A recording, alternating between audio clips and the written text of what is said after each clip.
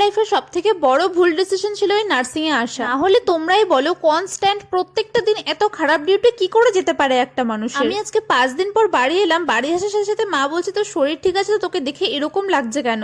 অবশ্য তোমরাও দেখতে পেলে কিছুক্ষণ আগে আর এখন আমির মধ্যে ফ্রেশ হয়ে তাও তো এখন একটু ঠিকঠাক লাগছে। আর এই ডিউটির চক্করে প্রত্যেকটা দিন আমাকে মাথা ব্যথার জন্য মেডিসিন নিতে হচ্ছে, এতটাই প্রেশারাইজ করছে। এখন যারা এখনো কাজে জয়েন করনি, মানে যারা নার্সরা আছো এখনো জব পাওনি বা জবে জয়েন করনি, প্লিজ তোমরা আর একটু নিজেদের মধ্যে টাইম নাও, একটু এনজয় করে নাও লাইফটাকে, না হলে আমার মতনই আফসোস করবে যে কেন যে এই কাজে এলাম। সত্যি বলছি, কমপ্লিট করে আসার পর কিছুটা দিন যেই টাইমটা আমি বাড়িতে বসেছিলাম সেই টাইমটা শুধু টেনশনে করে গেছি জব পাবো কিনা, সেই টাইমটা নিজের উপর ফোকাসই করতে পারিনি। আর এখন মনে হয় কেন যে করলাম। যাই হোক, ভালোবেসে যেহেতু এই প্রফেশনটা এসেছিলাম, এখন তো আর ফিরে যাওয়ার কোনো জায়গা নেই। ভালোবেসে এই কাজটাকে করতে লাগবে যতই কষ্ট হোক না কেন। অন্যান্য প্রফেশনেও কি এরকমই প্রেশার থাকে, নাকি শুধু আমারই এরকম মনে হচ্ছে যে নার্সিংটাই এরকম, বলো তো।